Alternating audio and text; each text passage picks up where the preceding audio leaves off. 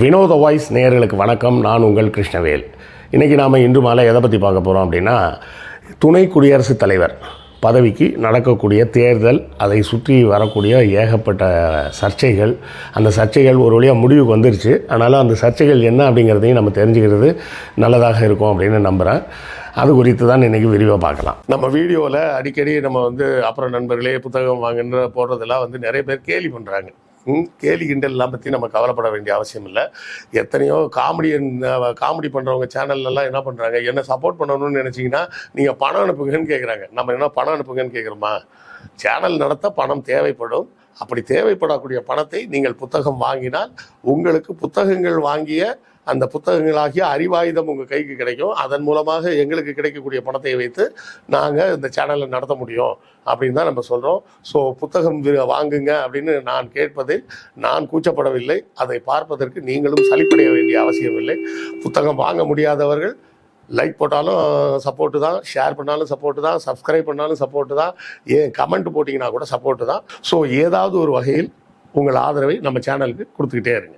நாம் பார்த்துக்கிட்டு தான் இருக்கிறோம். இந்தியா கூட்டணியை ஆரம்பத்திலிருந்து புஷ் பண்ணி கொண்டு போயிட்டுருக்கிறது தமிழ்நாடு. குறிப்பாக திரு மு.க. ஸ்டாலின் அவர்கள் தான் அந்த முன்னெடுப்பை செய்கிறார். இப்போது இந்த துணை குடியரசுத் தலைவர் பதவிக்கு ஆளை நியமிக்கணும் அப்படின்ற இடம் வரும்போது என்ன பண்ணுறாங்க, நாங்கள் இந்தியா கூட்டணிக்கு ஒரு செக் வைக்கிறோம் பாரு அப்படின்னு சொல்லி தான் சிபி ராதாகிருஷ்ணனை நியமிக்கிறாங்க. அப்போ தங்களுடைய வேட்பாளராக அறிவிக்கிறாங்க.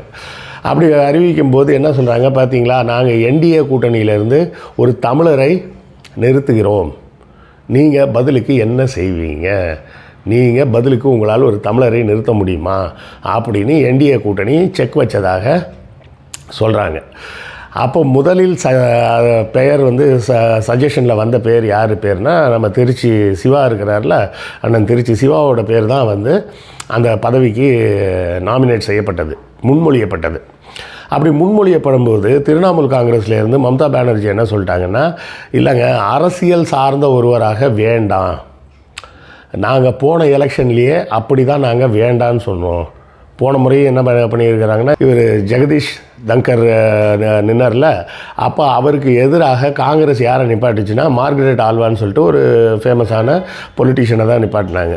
அப்போ திரிணாமுல் காங்கிரஸ் என்ன பண்ணிருச்சுன்னா ஓட்டு போடாமல் வெளியே போயிட்டாங்க.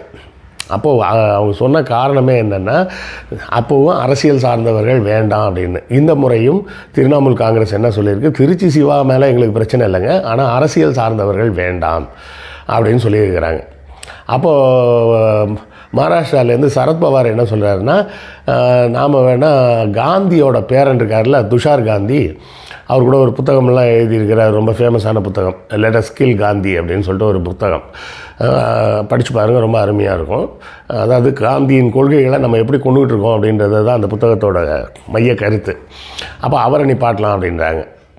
அப்போ தமிழ்நாடு தரப்பிலிருந்து என்ன சொல்லப்பட்டதுன்னா, நம்ம இஸ்ரோ விஞ்ஞானி இருக்கார் பார்த்தீங்களா, மயில்சாமி அண்ணாதுரை, அவரை நிப்பாட்டலாமே அப்படின்னு சொல்லி ஒரு சஜஷன் வந்தது. இப்போது மயில்சாமி அண்ணாதுரையா அல்லது துஷார் காந்தியா அப்படின்னு சொல்லி ஒரு பேச்சு வரும்போது திரிணாமுல் காங்கிரஸ் என்ன சொல்லுதுன்னா, ஒரு தமிழனுக்கு எதிராக தமிழன் தான், எப்படி இருந்தாலும் ஒரு தமிழ்நாட்டுக்காரர் தான் துணை ஜனாதிபதியாக வருவார் யார் ஜெயித்தாலும் அப்படின்ற ஒரு நோக்கம் வேண்டாமே, நாம் வேறு யாரையாவது நிப்பாட்டலாமே, துஷார் காந்தியே இருக்கலாமே அப்படின்ற மாதிரி ஒரு குழப்பமான சூழலில் இருந்தப்போ கடைசியாக யாரை நிப்பாட்டியிருக்காங்கன்னா, இந்த ஷூட்டிங் உட்கார்றதுக்கு ஒரு 10 நிமிஷம் முன்னாடி தான் அந்த செய்தியை பார்த்தேன்.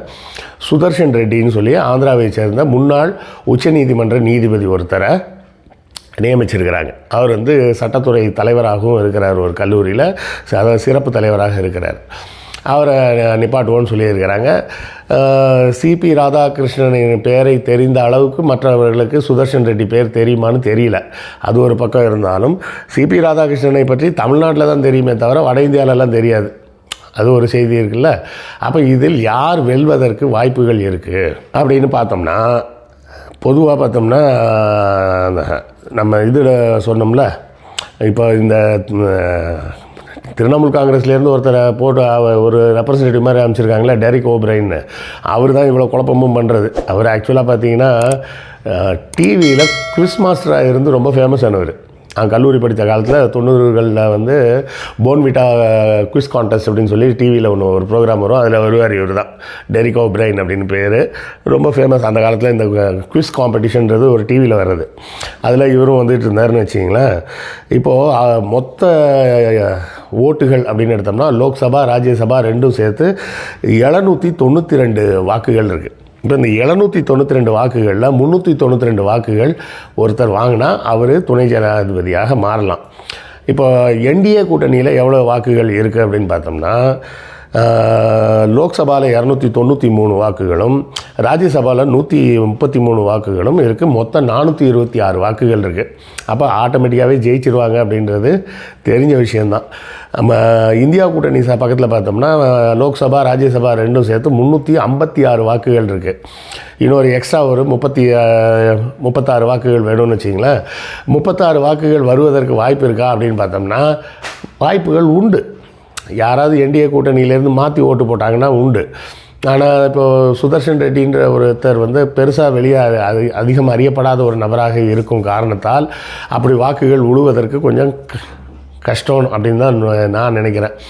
ஒருவேளை துஷார் காந்தியாகவோ இல்லது மயில்சாமி அண்ணாதுரையாகவோ இருந்திருந்தால் கொஞ்சம் வாய்ப்புகள் உண்டு. ஏன்னா மயில்சாமி அண்ணாதுரை எல்லாருக்குமே தெரியும், இஸ்ரோவோட முக்கியமான விஞ்ஞானி.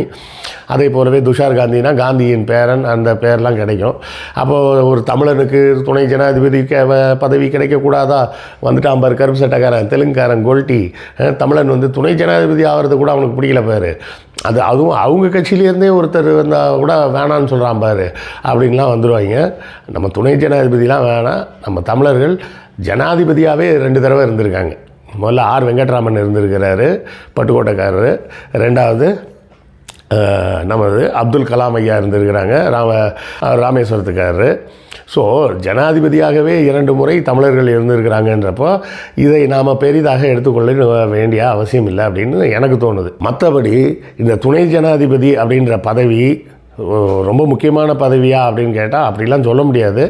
அவர் வந்து ராஜ்யசபாவுக்கு தலைவர். அவர் ஆட்டோமேட்டிக்காகவே அவர் ராஜ்யசபாவோட ஸ்பீக்கர் ஆகிடுவார். ஸோ ராஜ்யசபாவில் நடத்துவதற்கு அவரது அனுமதி வேண்டும். அவர் அனுமதித்து தான் ராஜ்யசபா செஷனே நடக்கும். இந்த விஷயங்கள்லாம் இருக்கும்போது நமக்கு வசதியாக இருக்கக்கூடிய ஒருவராக இருந்தால் நல்லா இருக்கும்ன்றது நமது ஆசை தான். ஆனால் இருக்கிறது இந்தியா கூட்டணியில் 352 ஓட்டுகள் தான் இருக்குது. இந்த ஓட்டுகள் அப்படியே விழுந்தால் கூட மேலும் ஒரு கிட்டத்தட்ட ஒரு 42 வாக்குகளா 396 வாக்குகள் வேணும். 396 வாக்குகள்னால் கிட்டத்தட்ட ஒரு 44 ஓட்டு எக்ஸ்ட்ரா தேவைப்படுது. அந்த 44 ஓட்டுகள் எங்கேருந்து வரும்? வந்தால் என்டிஏ கூட்டணியில் இருக்கக்கூடிய யாராவது அதிருப்தியான கட்சிகள் மாற்றி ஓட்டு போட்டாங்கன்னா ஒரு வேளை ஜெயிப்பதற்கு வாய்ப்பு இருக்குது. அதுக்காக வந்து ஜனாதிபதி பதவியே வந்து ரொம்ப பெரிய அதிகாரம் மிக்க பதவியெலாம் கிடையாது. அதுவும் ஒரு அலங்கார பதவி தான். அதை போலவே அந்த அலங்கார பதவி போன்றது இன்னொரு அலங்கார பதவி தான் இந்த துணை ஜனாதிபதின்றதும். இருந்தாலும் லோக்சபாவின் தலைவராக அவர் அமர முடியும்.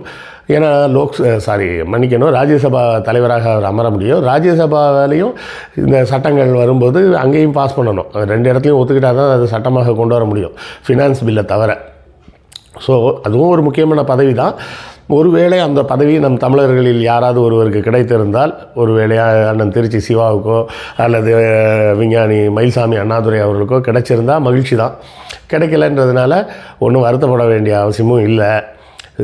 குறைந்தபட்சம் இந்தியா கூட்டணியிலிருந்து துணை ஜனாதிபதி வர வாய்ப்பு இருக்கிறதா அப்படின்னு நம்ம பார்க்கணும். ஆனால் உண்மையில் என்ன செய்யலாம்னா, ஜனாதிபதியை ஆளுங்கட்சி தான் தேர்ந்தெடுக்கும் அப்படின்ற ஒரு நடைமுறை இருக்கும்போது துணை ஜனாதிபதியை எதிர்கட்சி தான் தேர்ந்தெடுக்கும் அப்படின்னே ஒரு நடைமுறையவே கொண்டு வந்துடலாம். ஒரு மரபாகவே அதை கொண்டு வந்துடலாம். எல்லாத்துலேயுமே அவங்க ஆளுங்கட்சிக்காரங்க தான் உட்காருவாங்கன்ற மாதிரிலாம் இல்லாமல் ஒரு வேளை அப்படி ஒரு மாற்றம் கொண்டு வர முடிந்தால் நல்லா இருக்கும். ஜனாதிபதியை ஆளுங்கட்சி தேர்ந்தெடுங்க, துணை ஜனாதிபதியை எதிர்கட்சி தேர்ந்தெடுக்கட்டும். ஒரு சம வாய்ப்பாக போயிடும். அதாவது எல்லா இடத்துலையுமே மெஜாரிட்டின்னு பார்த்துட்டு இருக்க முடியாது. எல்லா இடத்துலையும் எல்லாருக்குமான ஒரு பங்கேற்பு அப்படின்றது ஒன்று இருக்கணும். அதான் அண்ணா சொன்னது தான், எப்போவுமே மெஜாரிட்டியை பார்த்து போக முடியாது. அப்படி மெஜாரிட்டியை பார்த்து தான் தேசிய பறவையை அறிவிக்கணும்னா காக்காவை தான் நீங்கள் அறிவிக்கணும். மயில தானே அறிவிச்சிருக்கிறீங்க. அது மாதிரி தான் நிறைய மக்கள் ஹிந்தி பேசுகிறாங்கன்றக்காக ஹிந்தியெல்லாம் தேசிய மொழியாக எடுத்துக்க முடியாதுன்னு அண்ணா சொல்லும்போது இதைத்தான் உதாரணமாக சொன்னார். ஸோ அதை போலவே துணை ஜனாதிபதி பதவிக்கு எதிர்க்கட்சியிடம் கொடுத்து விடுவதுன்றது ஒரு மரபாக கொண்டு வந்தால், சட்டமாக கொண்டு வர முடியாது அப்படின்னா கூட ஒரு மரபாக கொண்டு வந்தால் நல்லாயிருக்கும். சரி, நமக்கு தமிழர்களுக்கு கிடைக்க இருந்த வாய்ப்பு கை நழுவி போய்விட்டது அப்படிங்கிறதோட நாம் எடுத்துக்கலாம். இது குறித்த உங்கள் பார்வை என்ன அப்படின்றத உங்கள் கருத்துக்களை சொல்லுங்கள், நானும் தெரிஞ்சுக்கிறேன். அடுத்த காணொளியில் சந்திப்போம். நன்றி, வணக்கம்.